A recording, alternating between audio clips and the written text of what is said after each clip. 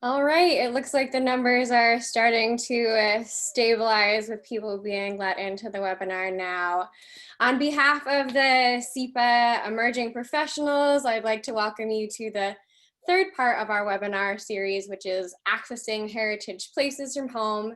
And this webinar is specifically titled Information Systems Protecting the Past, Securing the Future. Ona Velekis will be the main moderator today, but first a few words from one of our collaborators at the National Trust for Canada, Chris Weeb. Thanks so much, Becca.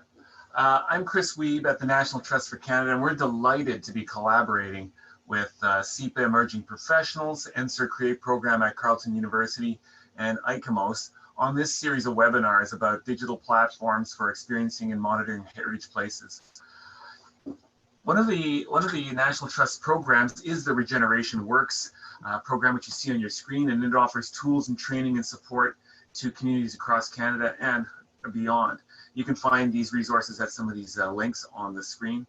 We're particularly thrilled at the National Trust about this series of webinars, and it's exciting for us because it brings together the international heritage community and helps to break down the silos between professionals, academics, and volunteers in the truly global heritage sector.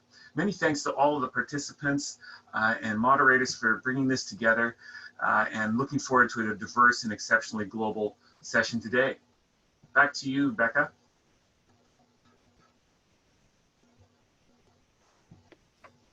Great, yeah, I would like to welcome Ona so that way she can start us off on our webinar and then introduce MENA. Thank you, Becca. I would like to welcome all participants who are attending this webinar, Information Systems Protecting the Past, Securing the Future. And the speakers who answered to our call and are here with us. I'm really proud to be your moderator today. I would like to thank SEPA, Heritage Documentation, and its emerging professionals, the International Council of Monuments and Sites, ICOMOS, the National Trust for Canada, and the NSER Create Heritage Engineering Program for supporting this event. And now I would like to introduce Dr. MENA Silver. MENA is a member of the Executive Committee of SEPA, and she is the chair for the Commission on Application of Recording, Documentation, and Information Management for Cultural Heritage. MENA, the floor is yours.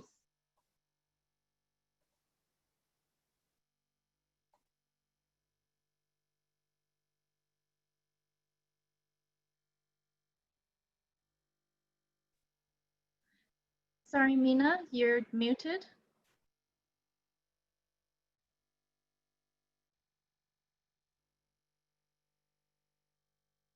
Unmute. Okay. Can you hear me? Yes. Can you hear? Okay. Dear participants in different parts of the world, it is nice to see so many of you joining us today. I warmly welcome you on behalf of SEPA in this webinar for the SEPA Emerging Professionals. That is the third webinar, and today we deal with information systems.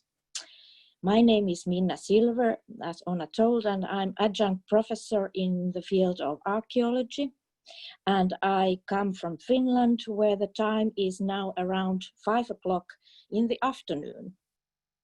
SEPA Heritage Documentation, formerly Committee for Architectural Photogrammetry, is organizing this webinar. SEPA is a joint scientific committee of ICOMOS and ISPRS. ICOMOS is the International Council for Monuments and Sites, and ISPRS is International Society of Photogrammetry, Remote Sensing and Spatial Information Sciences. In SEPA, we are developing the best technical ways to protect and preserve cultural heritage. And we mainly concentrate on tangible heritage. We are bridging the gap between providers and users. We consist of technical experts like engineers, like photogrammetrists, surveyors, and cultural heritage professionals, including archaeologists, architects, art historians, restorers, conservators, etc. In the new SIPA structure that was launched last autumn in Avila in Spain, we have 3 commissions that take care of the SIPA activities. I lead Commission 1 of SIPA as chairman, and as Ona told, Dr. Ona Vilekis is a co-chair. I have been active in SIPA since 2003 and in the executive board over 10 years. My bridge to SIPA was my GI expert education that I finished in 1998, and since have been involved in archaeological surveying, mapping and GIS. And I wrote as the principal author the archaeological section for Manual of Geographic Information Systems, published by the American Society of Photogrammetry and Remote Sensing. And in the slide here, you see a kind of process of GIS, which I was developing for Egyptian Antiquities Information System, and one Finnish organization actually then develop it further, and you can see the stage which GIS was in around 2000, so 20 years ago. Commission 1 with application of recording, documentation and information systems for cultural heritage is exactly the subject, the theme that we have today. The other 2 deal with education and dissemination, namely Commission 2 that is led by Professor Grazia Tucci from the University of Florence. And technical issues are taken care of by Commission 3 that is led by Professor Jose Luis Lerma from the Polytechnical University of Valencia. Thank you again for joining us. I wish we shall have a fruitful webinar, and now I open the floor to the others.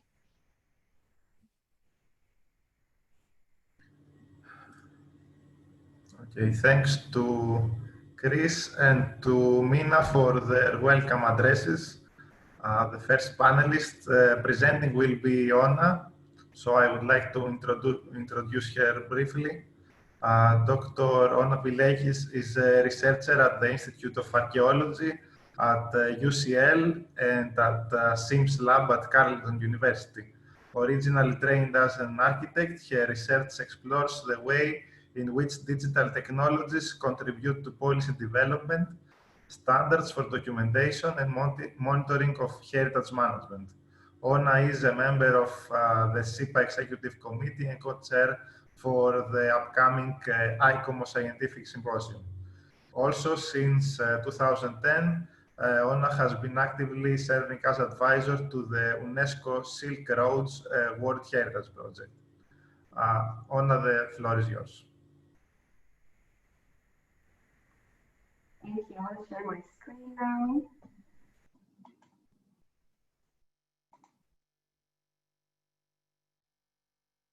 Is it okay? Yes. Thank you. So today I would like to give you a short introduction about information systems for cultural heritage and share with you 3 examples of my experience in Central Asia.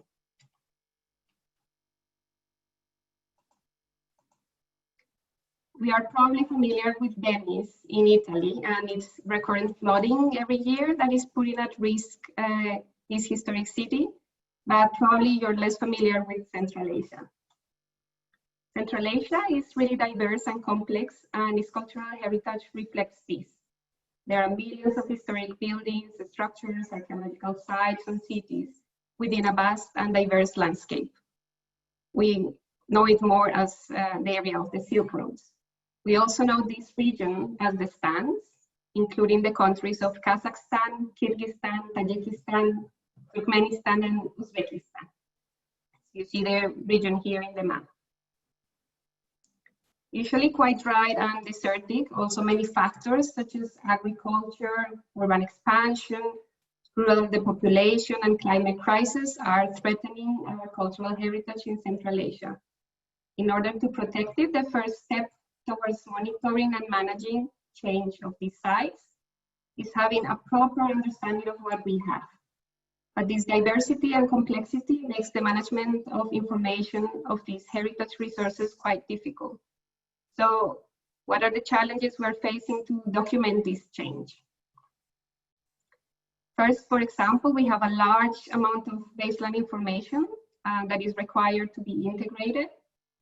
We also have a variety of data formats, types, languages, maybe collected due to different national documentation procedures, standards in cartography, conservation strategies, and policies.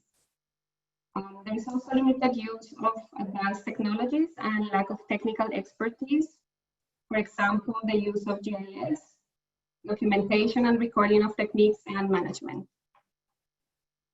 We also face complexity of the information analysis of large data sets and large number and coordination of stakeholders involved at various management levels and under different management and legal systems.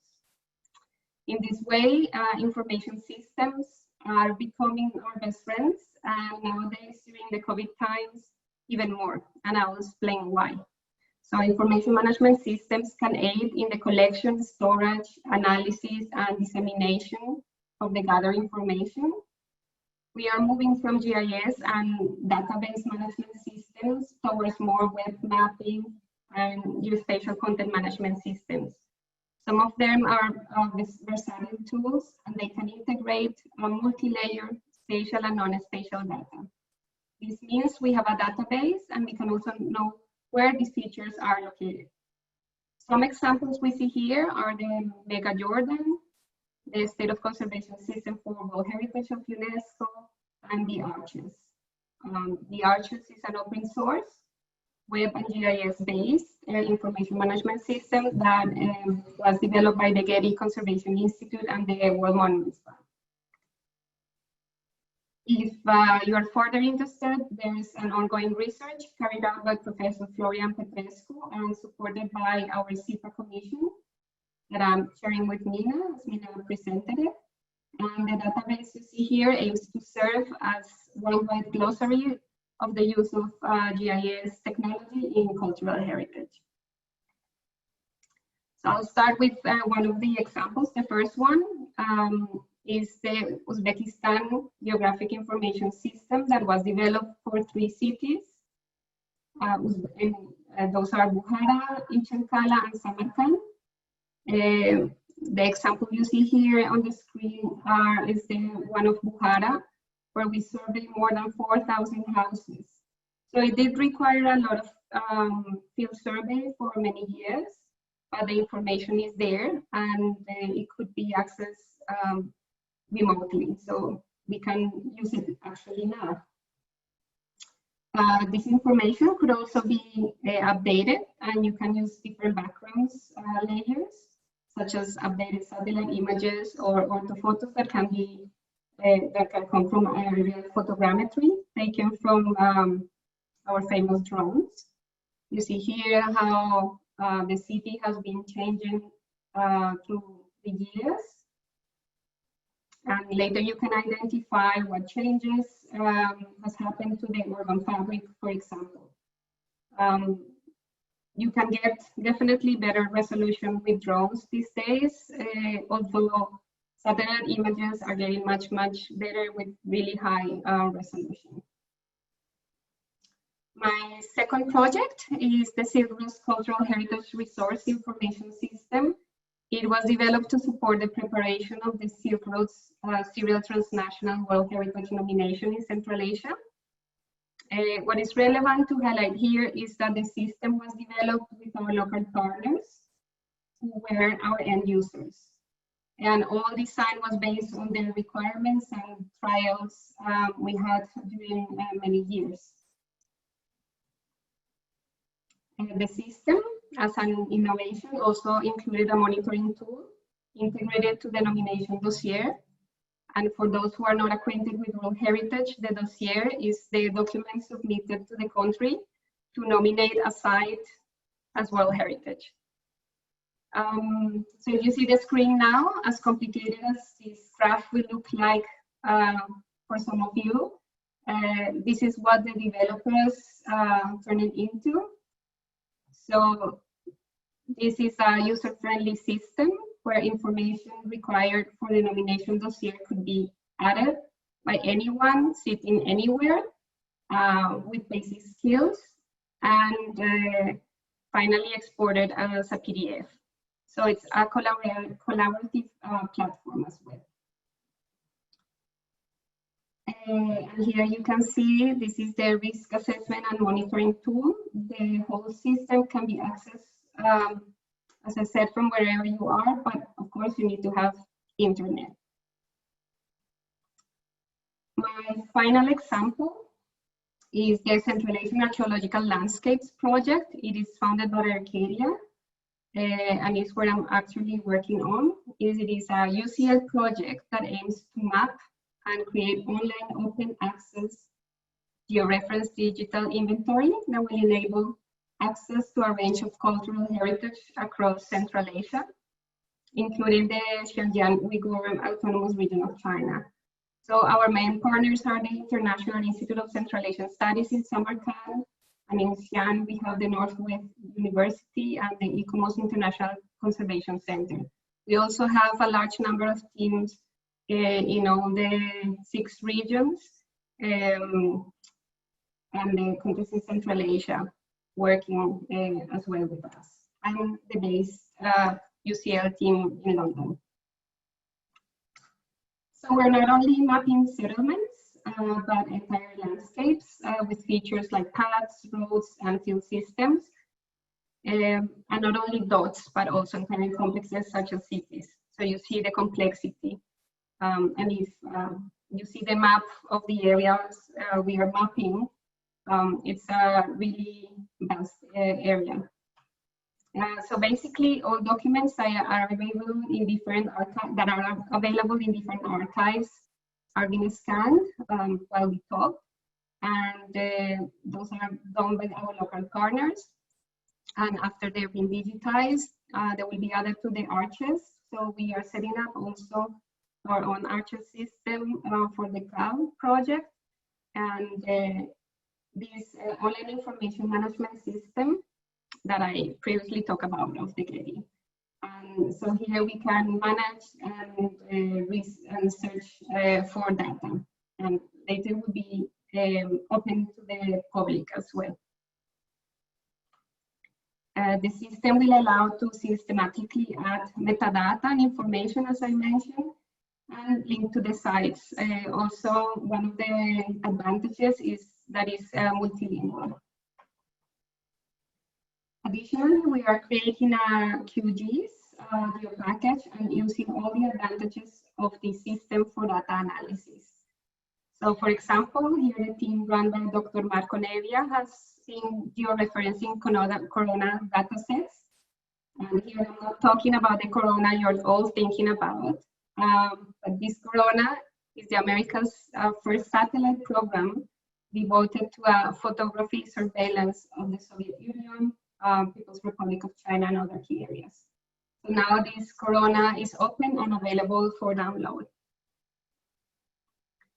So you see here, for example, the water bodies classified in a Landsat 8 image were superimposed to the corona from 1970s, and you can see the difference of the water course. So you see how we can analyze how the water is changing in the region. Now the team during lockdown is working at home and identifying endangered structures as well, like the one you see above. And then somehow getting lost by the bank or could get lost by the bank erosion caused by the artificial flooding of the Amudaya River. If you want more information about the project, you can follow us or contact us here.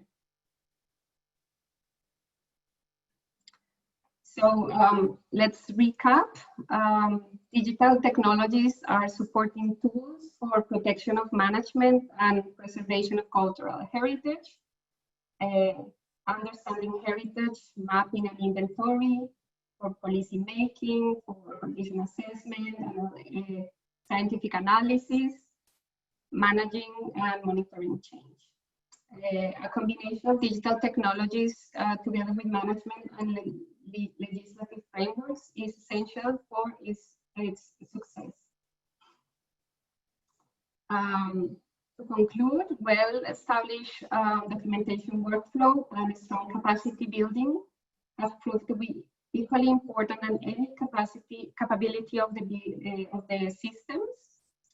Knowledge and awareness of all stakeholders increases after receiving capacity building on the use of the system. So this validates the mission of ICOMOS and all heritage experts. And another lesson learned is about sustainability. So data and metadata should not be managed centrally. I think probably you can ask yourselves what would happen when you all you have burns down.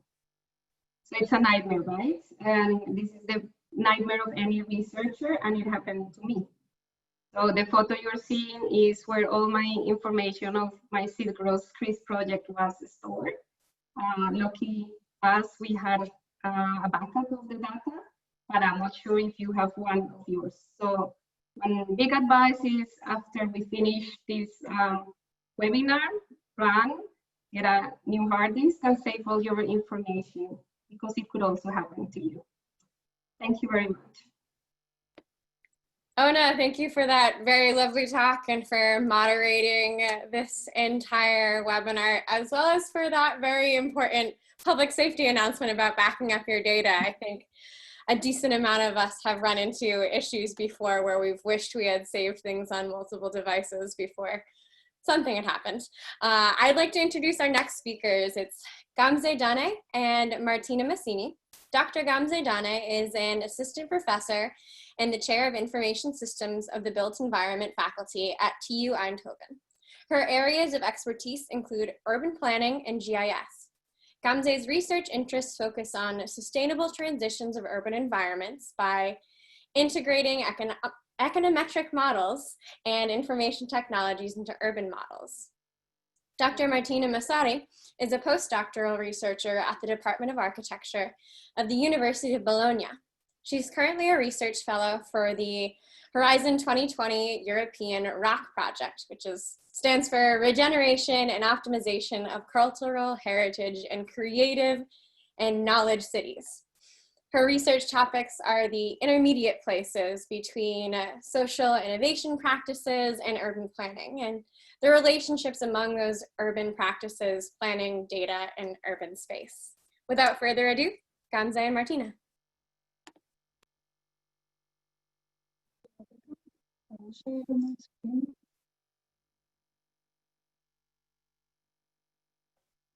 Okay, thank you very much. I'm gonna start. Good afternoon, everyone from Europe. I am Martina Massari from the University of Bologna, and I'm here with Gamze Dane from the Technical University of Eindhoven. And we will present today some of the results of the European project ROC, in which we work together. So first, I'd like to give a general overview of the project. Then I'll pass the word to Gamze to explain in detail the part that links cultural heritage to information system.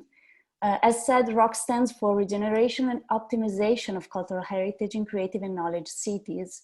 It is a research and innovation action from Horizon 2020 that has the goal to demonstrate how cultural heritage in specific historical European centers can contribute in triggering the transition to both sustainable and creative districts.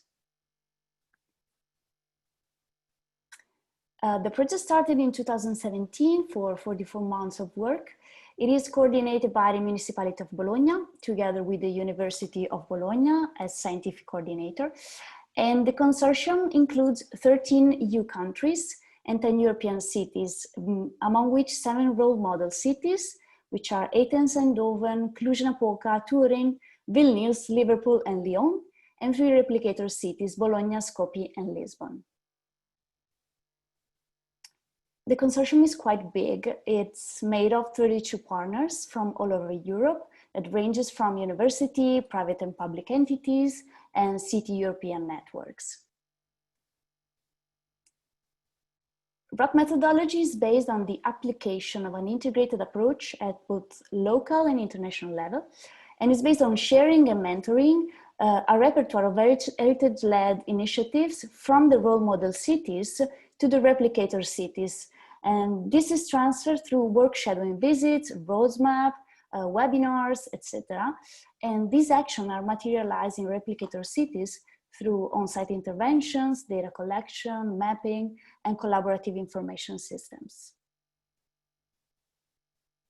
So the idea of ROC is to move from a linear towards a circular, if not a reticular, approach. That ROC defines research, action, research, which is evidence-based, applied research, making use of urban living labs as main research device. So in order to manage this complexity of ingredient concerning cultural heritage, the project has been supported by a series of technologies, some of which will be shown later, and is aimed at collecting data, monitoring the replication action, and to, of course, derive some knowledge to be embedded in the research itself. And together with the technologies, ROC is supported by a centralized system of data collection and processing, which is the platform ecosystem. It is a central interoperable platform that collects data thanks to a series of processing tools, which in turn are fed by many data providers. So in the next section, we will show you in particular one of these tools, the atlases, and its relationship with the various data providers. I'll pass the word to Gamze. Thank you. So from here on, I will explain some of the ROC web platforms and the use of digital tools within ROC. And as Martina mentioned, Atlas is one of the web platforms of a ROC project. And one of the aims is to map the cultural assets and their potential in heritage districts in replicator cities.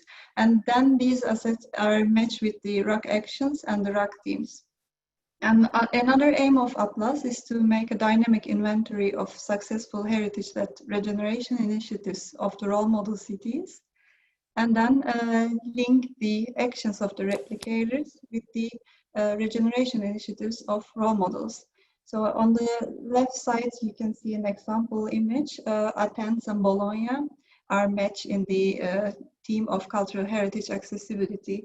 And on the right, you can see how each cities are linked to each other in terms of the ROC teams. And as the project evolved from the start, because we are on the third year, and Atlas also started to include the mapping of the changes in each action, which I will show in a bit. So here you see the Atlas interface. So if you want to see it for yourself, you can also go to the website. That is, the link is at the bottom. So the cultural assets are mapped, and then they are linked to ROC themes with the color coding. And when you select an action on these cultural assets, then you would see the description of the action. And if you click the view full story, then the changes from the start of the ROC project for that case are mapped in that story, and these are mapped into with the use of text, videos, and images, and so on. And overall, the Atlas has assisted drafting a baseline of the current situation for the replicator city, so understanding of the assets and the matches with the action. And after these mapping activities, replicator cities revise their intervention plans, and they use adaptive reuse, temporary use of public spaces, and heritage buildings, and also conservation as the actions. But cities define these actions for certain objectives, so they want to be successful as well with these actions. So therefore, there is a need to measure whether these actions, interventions are successful. Because of that, in the project, all partners, we have identified the key performance indicators that could be such as the increased number of visitors at certain location after the intervention, increased well-being of people, and so on. So in terms of monitoring of these interventions to understand their success, but also implementing and communicating these activities, RUG project uses the digital tools. I will give some examples here. So this one is from Lisbon. Lisbon used Marvila as a case area, which is an industrial heritage site, which is now transforming into a hype district with new uses, festivals, shared working places, and so on. But yeah, the new use gives the heritage a contemporary story, but sometimes the memory of the past is forgotten. So Lisbon partners thought this past story of the area should be communicated and supported with evidence. So they collected the narrates, images, documents of the past from earlier residents of the area, from earlier employees of the area, also from archives and so on, as such. And then they brought them together in a digital application, which is located in the Marvila library that can be used by the visitors. Another example is the physical accessibility of historic city center for Bologna. They especially wanted to improve the physical accessibility of historic city center for vulnerable groups, societal groups like elderly, children, disabled people. So we teamed up with Bologna as Eindhoven University of Technology. By using GPS and geo-surveys, we mapped the subjective and objective experiences of these vulnerable groups in the historic city center. Then the results were discussed with many stakeholders, variety of stakeholders, and they came up with the idea of an accessibility app for Bologna. Another example is that we have several sensor providers in the project, and one of them provides an in-situ sensor that counts the people, so in predetermined locations.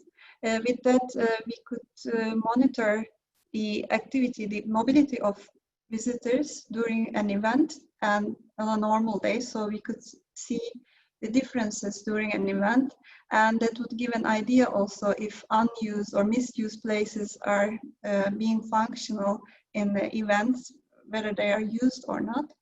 Another interesting example of this monitoring was during the pandemic, when it first started in Bologna. At the end of February, we could monitor that there are few people in the historic center. The number drastically changed. Another type of sensor is the emotion sensor that can measure people's feelings from their facial movements. So that can determine whether people are feeling happy or sad and so on. So that's also related with the culture and the subjective well-being of people.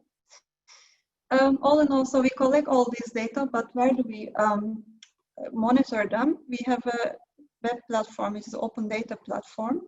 It collects the data and brings them in, it categorizes them per city and per the team. And it can also enable visualizing the data according to the data, so not each visualization techniques is suitable for each data. So then it's very easy to visualize a certain data type, and also it's possible to make a query. So the city partners were happy with that, so they could actually monitor the actions when they are taking place, and for them it was easy to use.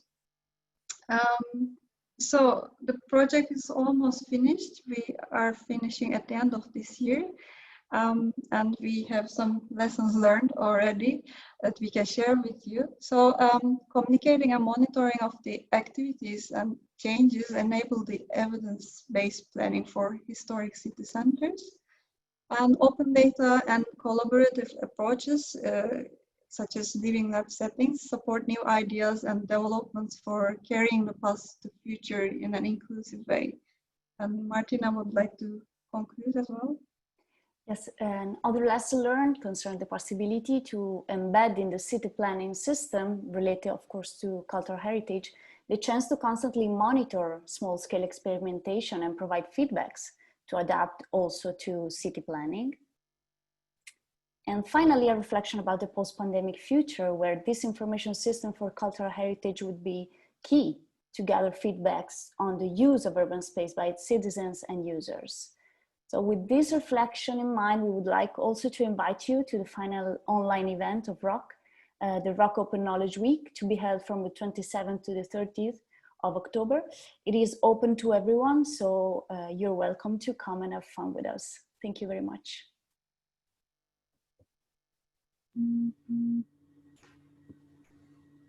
Thank you, Martina and Kamse, for this very interesting topic, which brings, this topic is very multifaceted and multisensory and brings so much expertise together, I think, to approach historic centers. Thank you very much. So our next presenter is Bizan. Dr. Bizan Rouhani is a Deputy Director and Senior Researcher at the EAMENA project at the School of Archaeology, University of Oxford. He is Vice President of the ICOMOS International Committee on Risk Preparedness. He also represents ICOMOS on the International Board of Blue Shield. He was the director of the Amal Inheritance Program at the Global Heritage Fund and has also been working with American Schools of Oriental Research, cultural heritage initiatives for documenting war damage to cultural heritage in Syria and Iraq. Bizan, the floor is yours.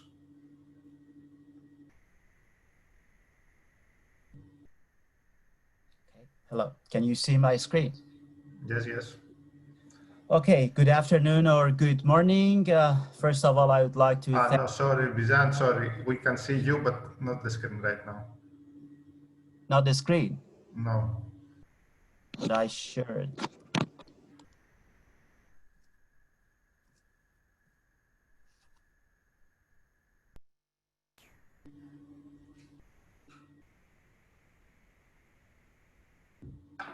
Okay, what about now?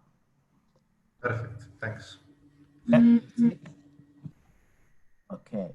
Sorry for that. I would like to start with thanking the organizers, SIPA and National Trust of Canada for inviting me to this webinar. I'm presenting Endangered Archaeology in the Middle East and North Africa project, or EAMENA project. So the project was founded by Arcadia Fund in 2015 and then by the British Council's Cultural Protection Fund, or CPF, in 2016 in response to conflicts and other threats in the Middle East and North Africa region, or MENA region. The project is based in the University of Oxford and it is in partnership with the universities of Leicester and Durham. Arcadia grant continues until 2024 and CPF until January 2021. And we are hugely grateful to our funders for their generous support.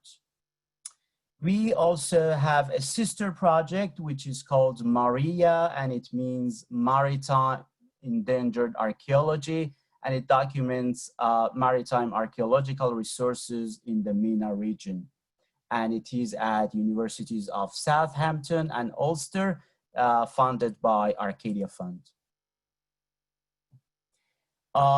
In one word, EAMENA project is a voyage of discovery and digital documenting damage and destruction to heritage sites, and it covers over 20 countries from Iran to Mauritania.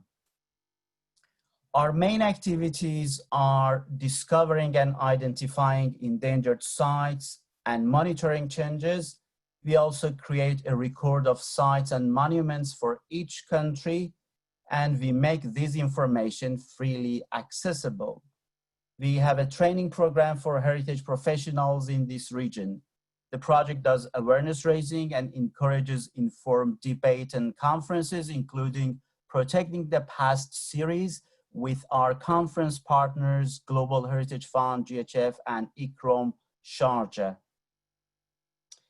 But why EAMENA project? Because this region has significant archaeological remains from prehistoric to modern time, including some of the most important civilizations, but the pace of change in MENA has been increasing since the past decades. So the impact of conflict, looting, climate change, agricultural activities, uncontrolled development, and construction needs to be recorded so we can better understand and manage these changes. This, for example, this aerial photograph of 2013 in the slide shows a road over remains of an ancient church in Ma'an area in Jordan, just as an example of how road constructions and development can impact archaeological sites. Our methodology for monitoring is quite simple, and you can do what we do at home if you have the right skills for image interpretation and working with the database. We mainly use freely available satellite imagery like Google Earth, Bing, and other platforms. We have divided the globe, the region, to grid squares, as you can see in this slide. And each of our researchers takes a grid square for discovering a new site or for monitoring changes, threats, and disturbances to them. By using this methodology, we have discovered many sites in the region that we believe have not been documented before to the best of our knowledge. This is an example of a large fortified settlement in Dhamar Governorate of Yemen, probably dating to the Bronze Age, and this was discovered by our researchers, Dr. Michael Fradley. This is another example of a new site that was discovered in Al-Baida region of Yemen.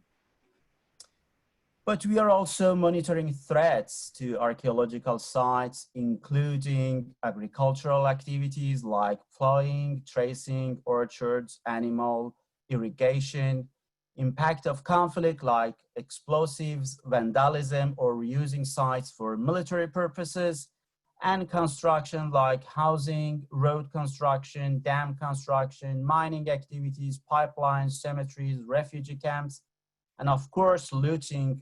We also monitoring looting and natural factors and natural erosion. The largest identified category of disturbances in our research is agricultural and pastoral activities, followed closely by natural factors and development and construction. This example on Google Earth shows irrigation channels surrounding Bunajm site in Libya. These features can cause damage to subsurface material. I'm showing you two other examples, this time from Syria. And this is Apamea archaeological site. The image is from 2011, before it was looted. And this one is from 2013, after the site was heavily looted. And these images, as I said, are available on Google Earth. Another example, this time from Jordan, Yajuz archaeological site, north of Amman, the capital of the country.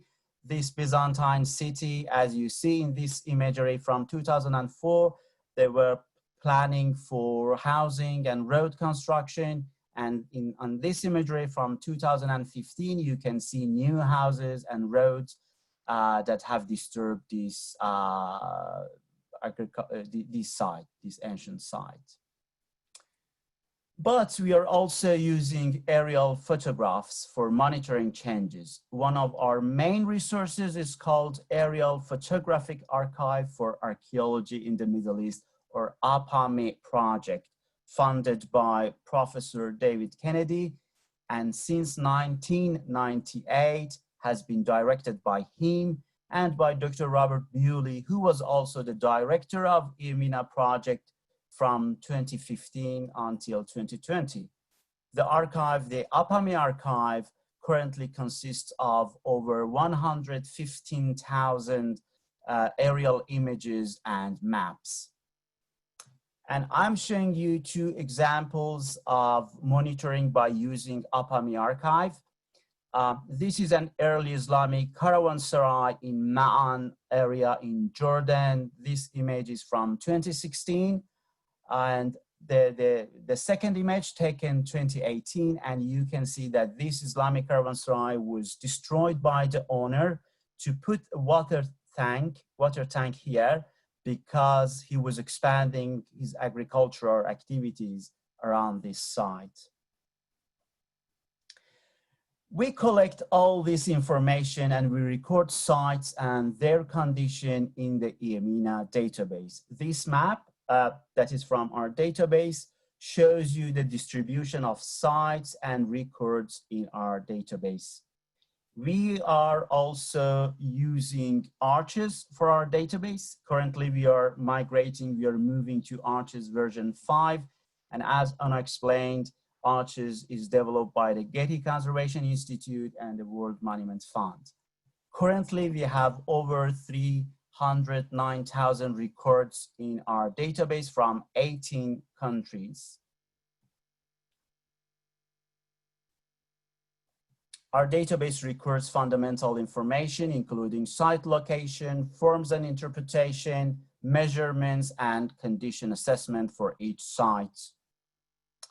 We have 3 main sources of information: remote sensing that I explained, like Google Earth, Bing, and sometimes commercial satellite companies.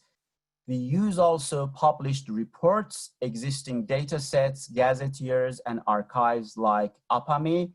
And we also use data collected from field surveys and field assessment done by our teams or by our local partners. For field survey and on-site condition assessment, our teams have been using paper forms, but we are actively advocating the use of mobile technology for site assessment because of its many advantages.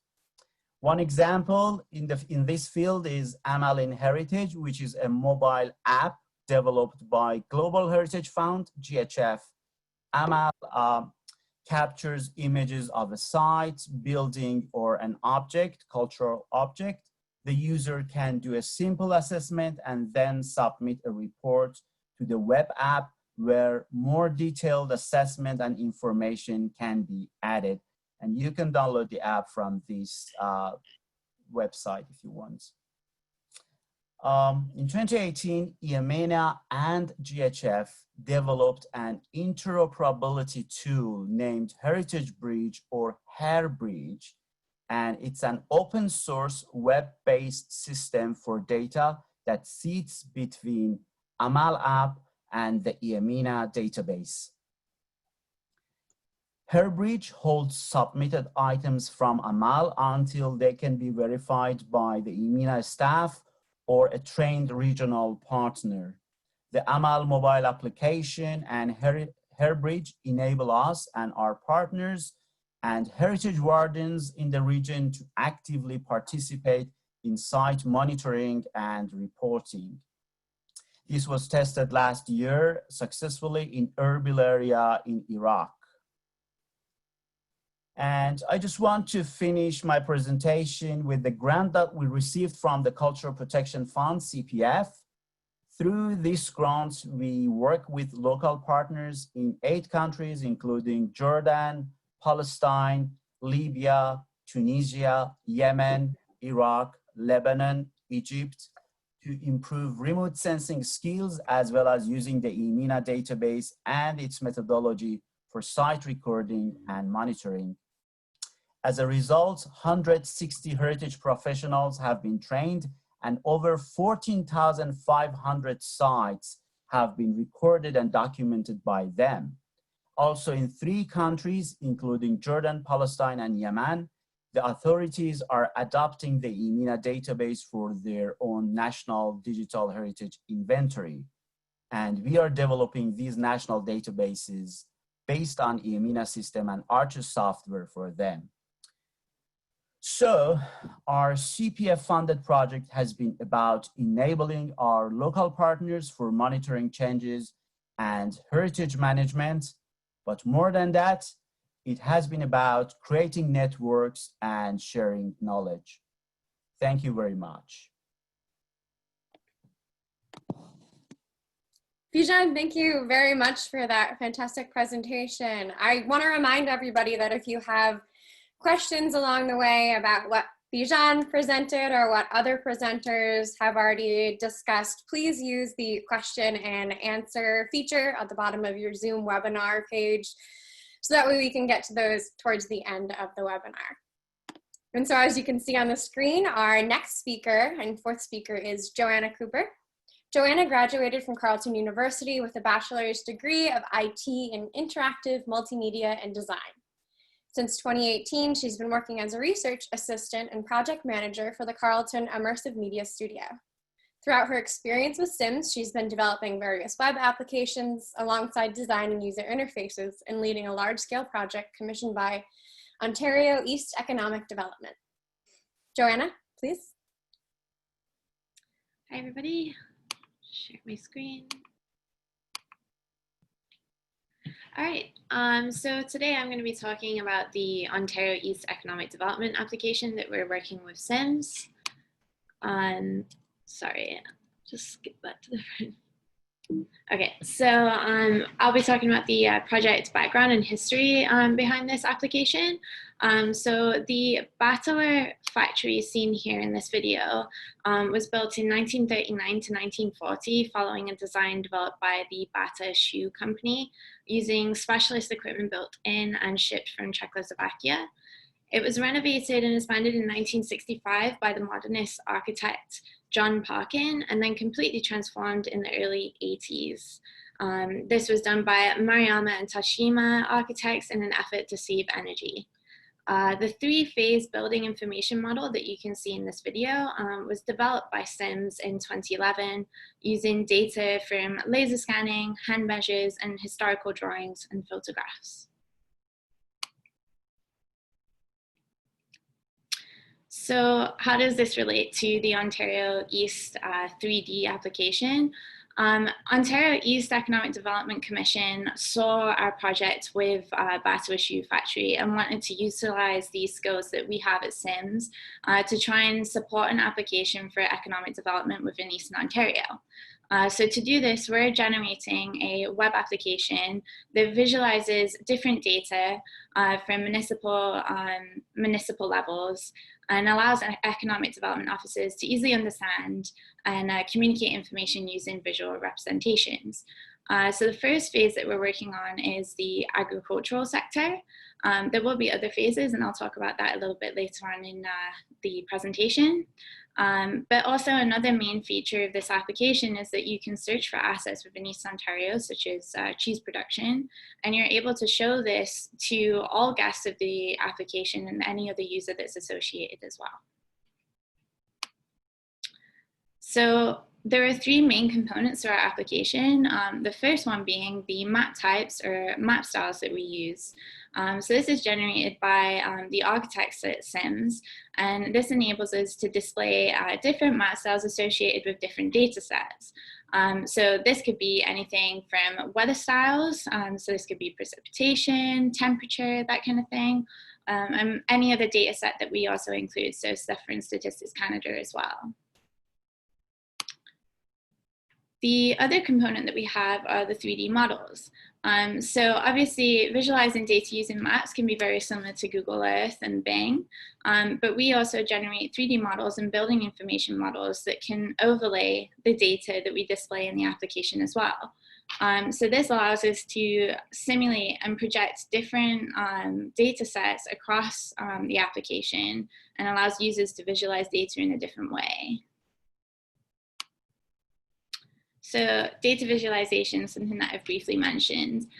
So we have many different data sets that we include in this application, and it's a way of encouraging people to combine data to allow users to visualize different things. So one of the main sources that we have is Statistics Canada. So this allows us to visualize different census data. So alongside the maps and other visuals that we use, we also have this screen here that shows the data dashboard. So this can generate different maps and different visuals associated with the data, alongside municipal data and other levels within Canada as well. So we have provincial and federal data, utility data. So obviously this could be anything to do with hydro, water, that kind of thing, and Connect Ontario. Connect Ontario is a really great source of ours that allows us to recognize agriculture and manufacturing data across Eastern Ontario. This is categorized by NICS codes. So this is a system that allows us to identify a hierarchical codes for each asset within the application.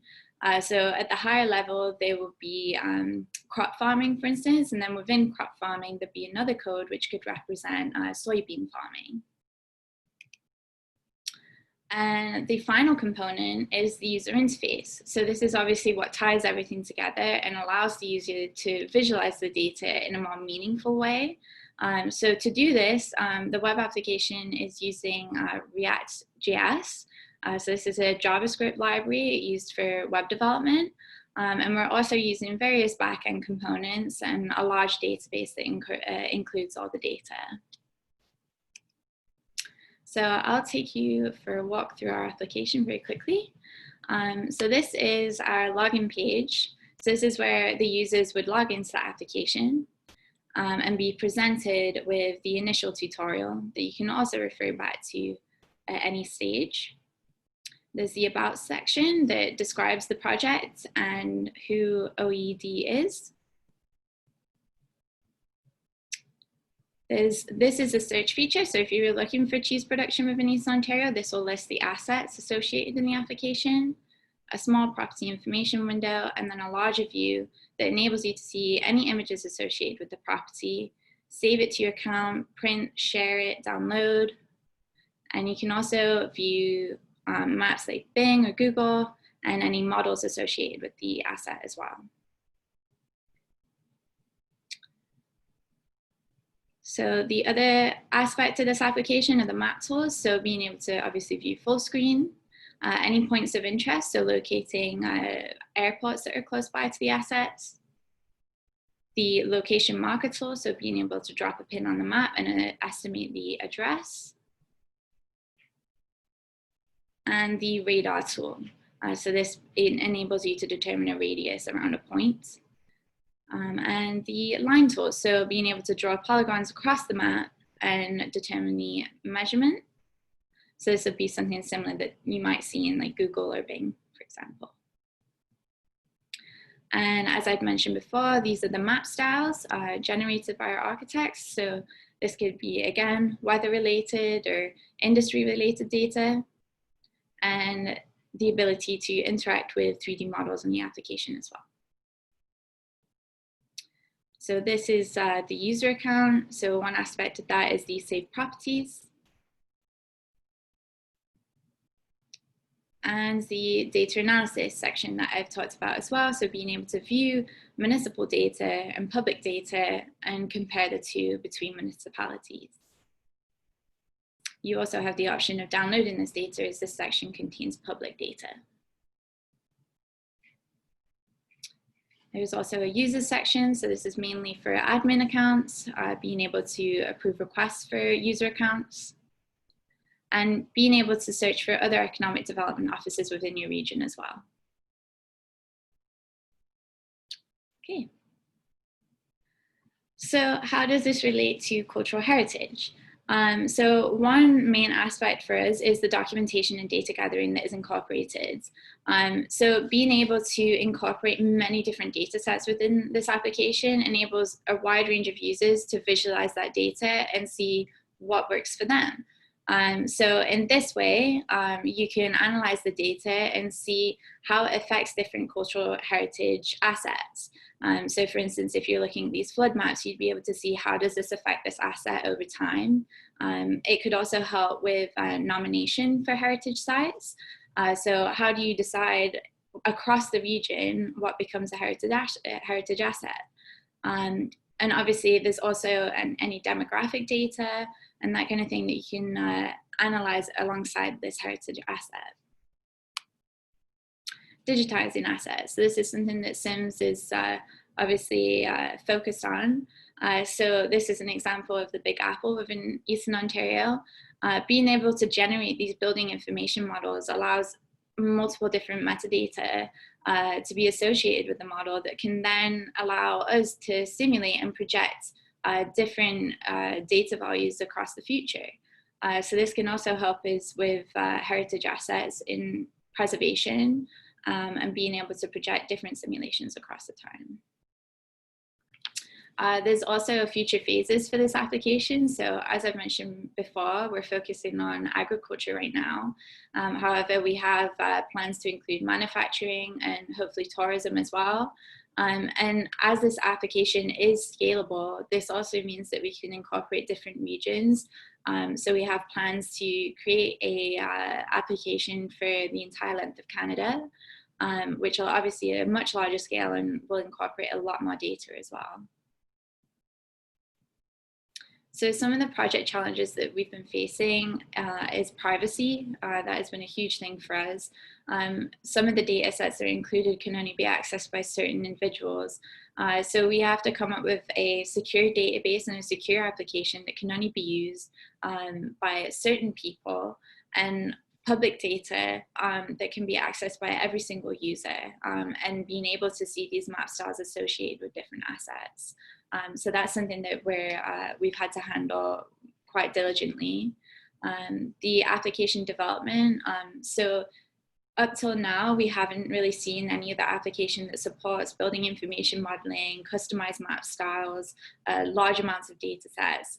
So we've had to completely customize our own application and develop this from scratch, meaning everything from user interface design, coding languages, and what's the best approach and what technology should be used. And then obviously, as I've mentioned, user interface design, we have a large number of stakeholders on this application. So yes, our main concern might be economic development, but as I've mentioned, it can also affect various different industries and cultural heritage as well. So we have to develop something that can be used by all and meets all the requirements and creates an application that is usable across the board. Okay, so thank you everyone for listening to my presentation. I appreciate any of the comments you guys have, and I'll be happy to answer them. Thanks, guys. Thank you, Joanna, for explaining this very large-scale project. So next follows the discussion session, and I would briefly want to state the rules before giving the floor to Ona. So please always keep your microphones muted. Write your real name and affiliation for your questions so that we can recognize you. Express your questions only through the Q&A option. Upvote questions of others that you find interesting. Do not use the chat box for your questions, and please try to be kind and courteous. Okay, so I'm giving the floor to Ona to moderate the Q&A session. Ona? Thank you, Stathis. So we have several questions, also for me. We'll go, there are some questions that were already answered as well. And let's start with those, because I think it's important that we go back and for the ones who haven't read all the questions. So the first question was, is the archives available for public and free to use? And if you could give more information.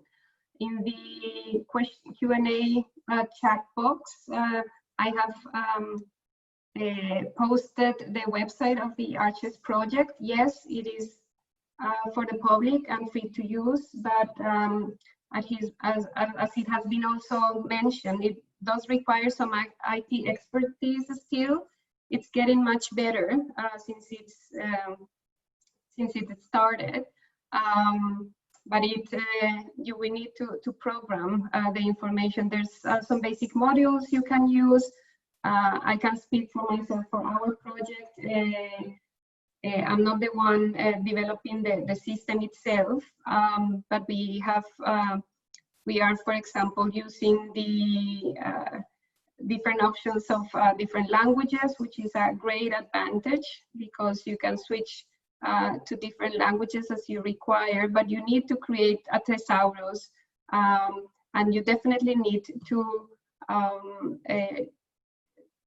program this information to make it for your own work. And so you can find all the information under that link, and there's more information, more questions linked to the Arches. So I would like to continue with this topic, and this question goes to Bijan. Nargis is asking, what are the advantages of using Arches? Do you use it in EAMENA for monitoring? And what would be the advantages instead of using a GIS for monitoring? Thank you, Nargis, for the question. Yes, we are using Arches in EAMENA as for our database. We use different tools for monitoring, as I explained, like Google Earth, aerial photography, and also site visit and field work. But when we collect information, we put them in the database, which is an Arches-based database, and we do data analyzing by using Arches and by using our database. If I want to talk about advantages of Arches, there are many. Ona said some of them. Arches is an open source software and it is freely available, so you don't need to be worried about subscription or paying for using that, which is, I believe, is an advantage. And I can say that, to my experience, it is a kind of simplified GIS system. I mean, comparing to other systems, I can talk about my experience in the region, in the Middle East and North Africa. For example, when we were working with our Palestinian partners, local partners, they said that they don't have enough GIS resources and skilled, experienced staff in the Department of Antiquity. But when we introduced this new system to them, our database, which is an Arches database, so they really liked it because almost all of their staff now can they work with EAMENA database or Arches database. So if you compare the complexity of other systems to Arches, this is something to consider, and it's an important factor. And another one is that Arches has a growing community. There are many heritage projects in the world that now are using Arches. So you have the support of Arches users community. I don't know if other panelists who have used Arches want to add to this, but these are some basic points that you can think of.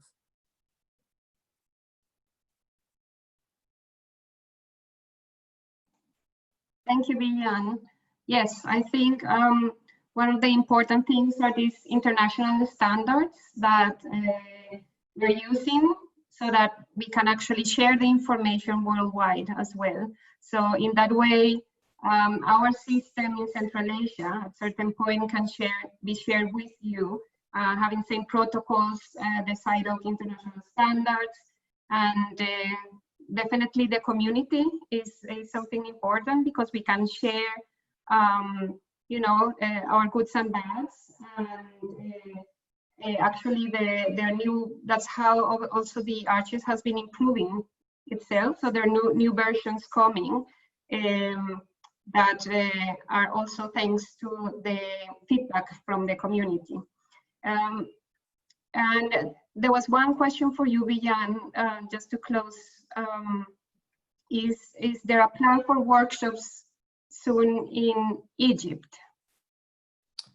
Okay, thanks for this question. Yes, there was a plan, I should say, but currently, because of the pandemic situation, COVID-19, we don't know if we are able to travel to the Middle East or not. I mean, the university, Oxford University, policy is that for now, all business travel just not possible. So we are just waiting to see what may happen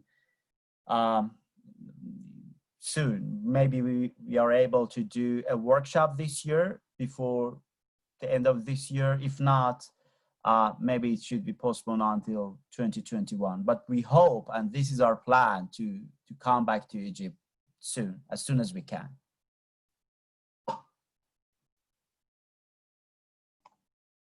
Thank you, Villan. Also to say that there's, if you go to the website of Arches, it's not that I want to promote it that much, but you can go there and you can get emails. You can go to the to the different social media that Arches has, and then you can also check what is happening and where Arches is. And there's also regional workshops happening all over, and they're working right now on also webinars online, and you can find a lot of this information online. So now I would like to go back to a question that was for Gamze and the rock project. And it says, what headings did you use in the spreadsheet you showed us? What pieces of info are you putting in it? It was answered, but I would like Gamze to work a little bit more on that, please. And your mic is mute. Not okay. I think you should hear me.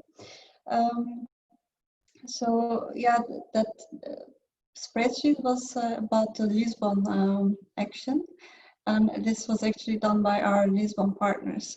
As mentioned by Martina, the project has 32 partners, and so yeah, we are not really doing it all of us, yeah, only Martina and me, but it's a teamwork of 32 partners. So that was from Lisbon. But what I know is that for certain specific buildings and for specific events, they were collecting the narrates and images and all sort of materials from the previous users of the area. So they have this living lab setting, and they invited people there, and they started listening them. They started reporting all of these, and all these were categorized in terms of what they are, and they were matched to these specific buildings and so on. So it's a very simple database. But I can also make a connection between our partners and Karin, if that's necessary, if she would like to, that's also possible.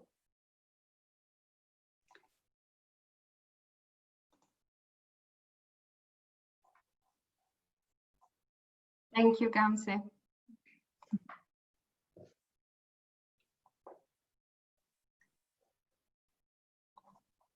So we have one question to Joanna.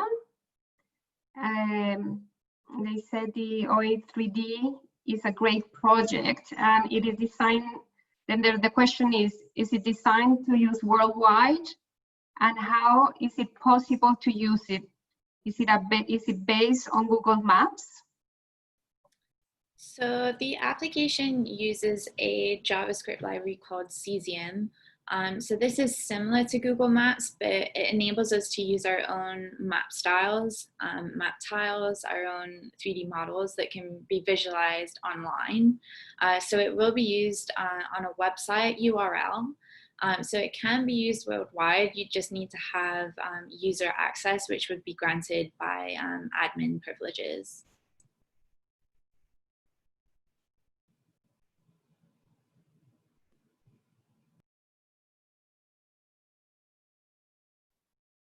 Oh, now you're muted.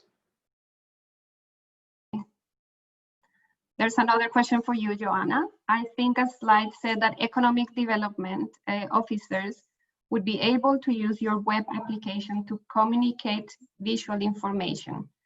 How do these folks, presumably with a mix of expertise, contribute to the portal? Or is it more than they can access shared visual data created by others? Yep. So economic development officers are usually based within municipalities, so they have access to certain data that we probably don't. So they're able to submit their data and edit information based on their municipality and within the rights that they have as users. That enables the application to then visualize that data in different ways, so map styles, charts, and different visualizations. And then we continue with you. You said you received some of your information from the Census of Statistics Canada. How are you able to get that information? Because I thought it was private and sealed. So there is general census information that is public. So this can include anything from demographic data, so transportation data as well, commute times, that kind of thing, population data. That can all be retrieved from the Statistics Canada website. There are some census data that cannot be accessed, or you need permission to access. So this could be something like the agricultural data. So that would require permissions and privileges from Statistics Canada. Thank you, Joanna. Now I have a question for you, Anna. In which ways the information management system was designed to serve? To what extent the system has been used? It might be too early to judge, but has the system proved successful, or at least promising in your view? And of course, to the other panelists, if they have something to say in this subject too. Thank you, Salim, for the question. I think it's really relevant. Well, I showed 3 different projects, and I think all of them have, in a way, already have proven that there's something successful out of an information or using an information management system. So, for example, the Bukhara and Uzbekistan case study, the GIS, it was the first time we managed to bring all information together of the Historic Center, being able to analyze it. I didn't show those slides, and you can find more information online. If you Google my name and probably Bukhara, there are certain, also in SIPA, I presented the documentation in SIPA in 2017 in Ottawa, where, for example, all the information that you can actually use you have the system, you can look for information in the system and extract information. So this information you can, we extracted, was used to discuss with the authorities and the stakeholders when we were building together and developing the management plan for the city. So the first time they were seeing numbers, they were seeing issues, not just, this number of houses have, for example, do not have access to water, or the different issues. But we had numbers on which are the areas that are more problematic. So also with managing change, and which houses have been changing their materials, for example. All these things we did during the survey.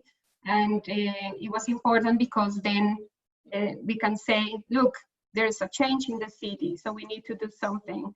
But literally with a proof, and also understanding where this is located. So for the example of Uzbekistan, was really, really good to have this information system. One of the problems I see is that people receive training. The database is part of the heritage authorities. There's someone receiving training and this person leaves. So you need to train another person. So all these, the staff changing all the time is really difficult to work with. And systems like GIS do require more training than probably the arches. So you need someone specialized fixed there. So definitely this would be one of the disadvantages, and what is the state now. With the other systems, the Silgros Crease, it was successful in a way that the aim, which was putting together a nomination dossier, happened. And actually the Silgros got listed in 2014, the first corridor of Kazakhstan, Kyrgyzstan, and China. And then for the CAL, we are facing a, well, we started 1.5 years ago, so we are, kind of starting. But you already see probably some advantages with the work we're doing of discovering new sites, or understanding, what are the, as I showed with the satellite images, where are the main problems happening now, what are the main threats affecting the sites. So I think they are all proof that are successful. But you have to know who are you doing the information systems for. So you need to know who will be your end users in order to have the right tool for them to use it. So I do encourage a lot that the users will be involved during the development of these systems. Great, thank you, Anna. I have a question also for Gamze. Could you please elaborate more on how the emotion and experience detectors work? We all want to know that. The sensors for emotion, they are from Vilnius Technical University, and especially Professor Dr. Arturas Kakulauskas is responsible for that. And they provide two different types of emotion sensors. One is the in-situ one that can be placed on light poles or electricity poles in the cities. And these measure the facial temperature, respiratory rate, heartbeat, and therefore the emotions of people. So, and yeah, because it measures the temperature and also the movement of the face, then it can understand whether a person is happy or not. Of course, that is not, yeah, the sensor is done and that's it. It's not like that. When the sensor is done, then there were many data collection in order to adjust it, to make it better. So they also did several surveys to people who were passing by, whether their emotions were actually matching with the detected ones. So then the correlations are made. So yeah, but yeah, this is what I can explain in place of Arturas. And then the portative one, the one that can be moved, that also works with a similar system, but that can be placed in different areas. So it does not only detect the emotions, but in some events it has become an attraction itself. So people wanted to see how it works, and then it was, if you're happy, it was giving a bright color. If you were sad, it was a down color like blue, purple. So it became an attraction itself as well. Other than that, what we did in Bologna was also related to the experiences of people. And so, but that was more direct. So we asked people if there was a place that would trigger, that was triggering negative emotion or positive emotion for them. So they could geotag that location and then fill in the form, like what kind of feeling it was and why it happened. So yeah, those are two different things, but in the project we have this subjective well-being perspective of the heritage as well. So I think these type of approaches are nice. But what happened within the consortium in the beginning, those emotion sensors took a bit attention, like all of you were wondering, and also in the consortium. So it also raised some privacy and ethics questions. Then we could figure that out later on. But in general, also I want to know, because yeah, in this project we work with many sensors, so they are there and they are collecting data about people's behavior, people's feelings. So we put notification, okay, there is a sensor here and you are detected, so there is a notification, but still, yeah, it's about people's emotions and behavior. So these type of things raise privacy questions also.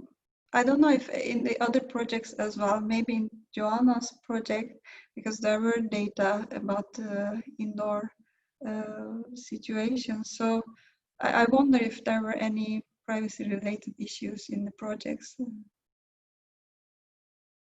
So I can ask a question as well.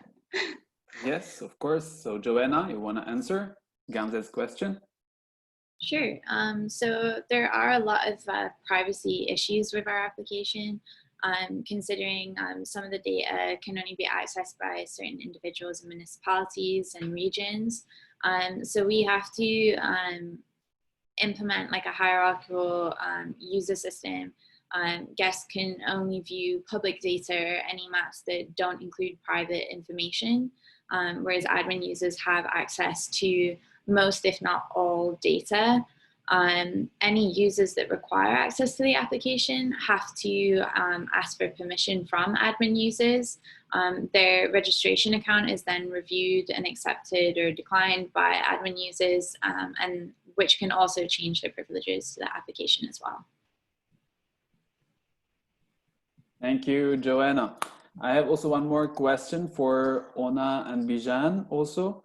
How to manage this huge amount of data collection, and is there any collaboration or coordination with the governments? I mean, like in Central Asia and the MENA region, you know, there's some areas with highly security measurements and some religious restrictions in some sites and some conservative areas. So how do you manage to document and publish those sites?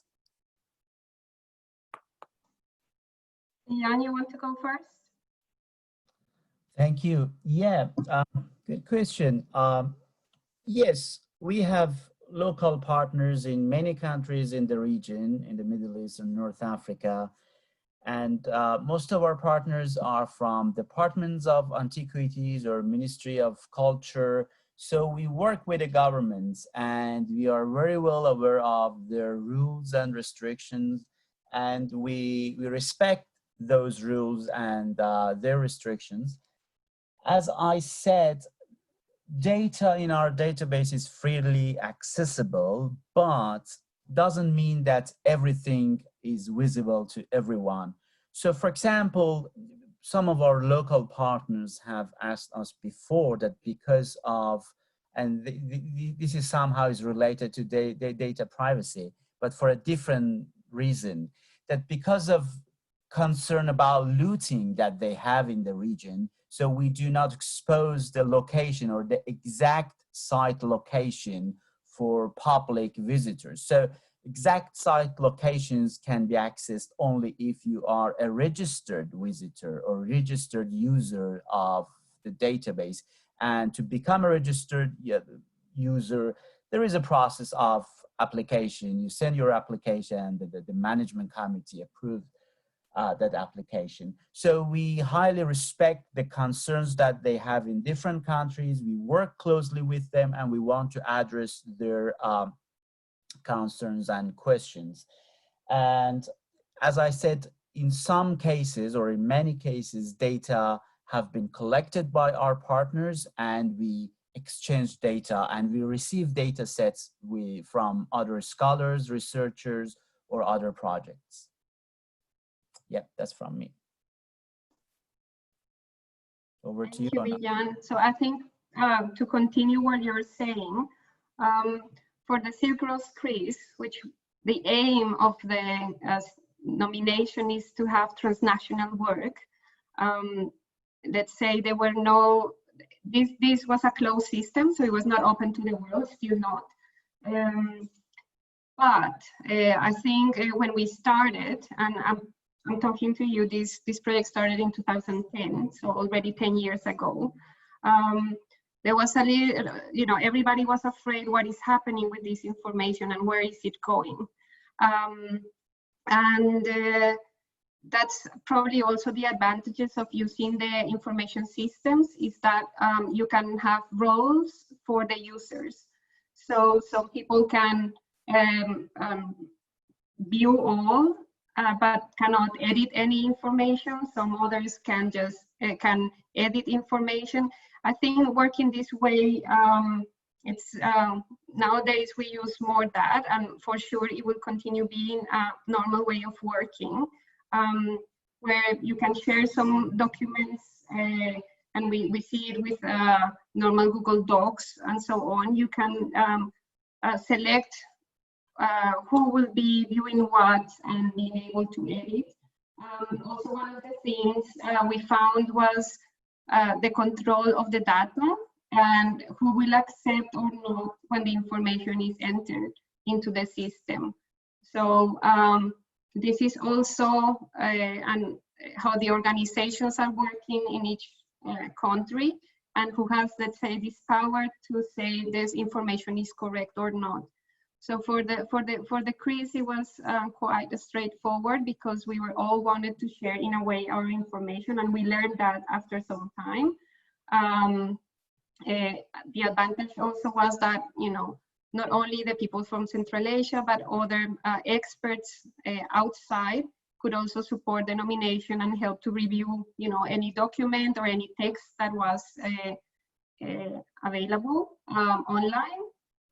As for the CAL project, the last one I was talking, that I explained at the end, which is also in Central Asia, is not yet widely open all the features to the public, and definitely will be a restriction of what we are sharing. So it's exactly the same situation Bijan is pointing out, is that we do need to select who is actually viewing this information for what reason. If all wants to be shared, we have been finding new sites. Looting is one big issue and factor affecting those sites. So do we want to share all the exact location of the sites? And I think at this point, it would be up to each country also to decide, because even if we want to share as much as we want, we know that's not realistic.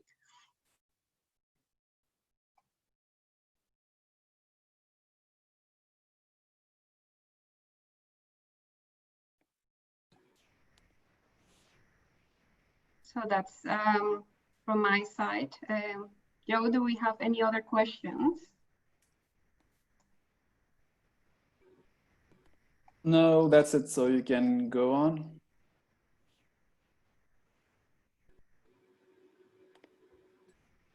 Yeah, at this point, I think we would like to invite Mario Santana to give some concluding remarks. Thank you, Becca. Thank you, everyone, for giving me the opportunity to talk about the conclusions and some of the closing remarks. And also, I'm sorry to be late. I was in another meeting. So in this session, we had basically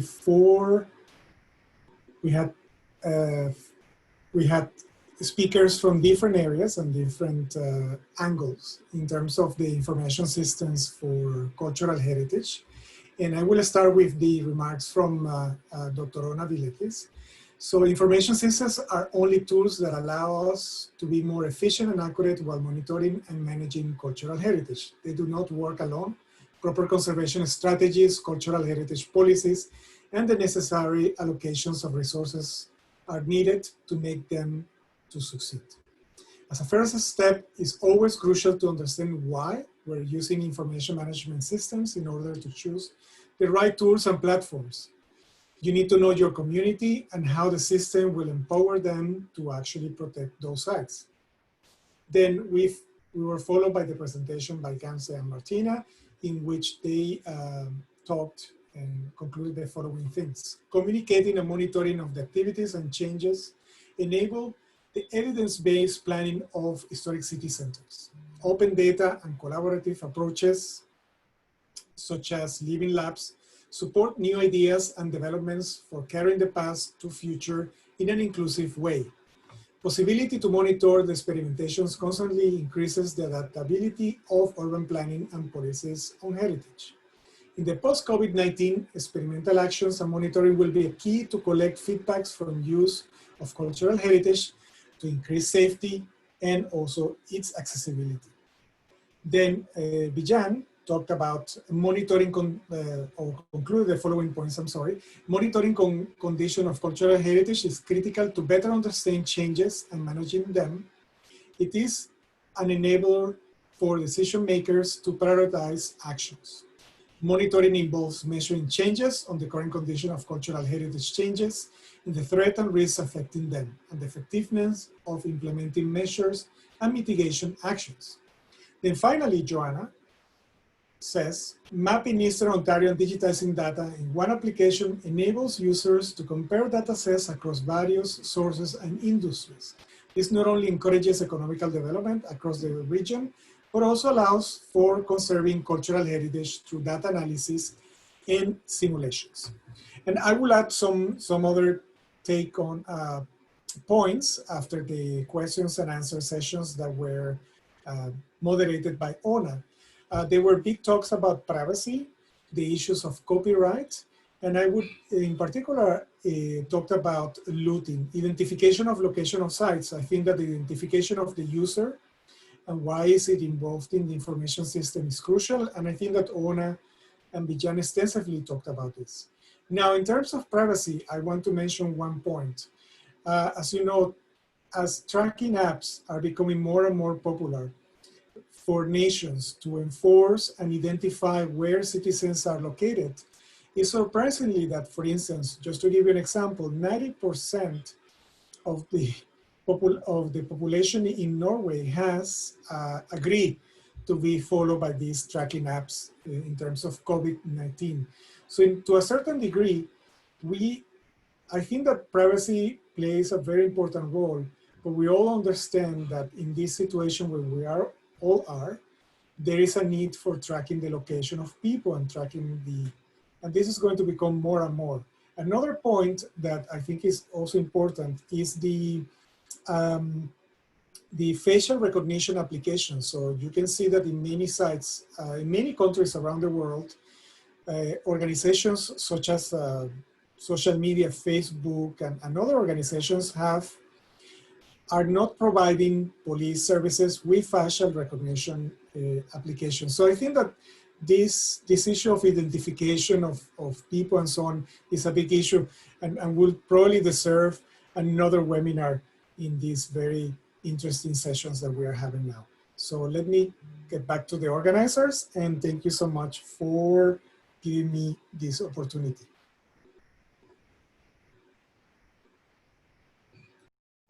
Thank you, Mario. And taking this opportunity, I would like to invite all of you to share your research and submit your papers, contributions to the Journal of Cultural Heritage Management and Sustainable Development, when I'm co-editor with Mario Santana. I guess we could also add the link to the chat box, but you see it here. We also invite you to stay connected. So we are on YouTube, Facebook, Instagram, SIPA EP, the SIPA Heritage Documentation, via ECOMOS, the National Trust for Canada, and the ENSER Create Engineering. With this, I would like to close our webinar. I would like to thank everyone, again, all participants. I would like to thank the speakers who took their time to be with us during these hours. And I would like to invite you to stay tuned and stay connected with us. Thank you, of course, to the team who's behind doing all this amazing job.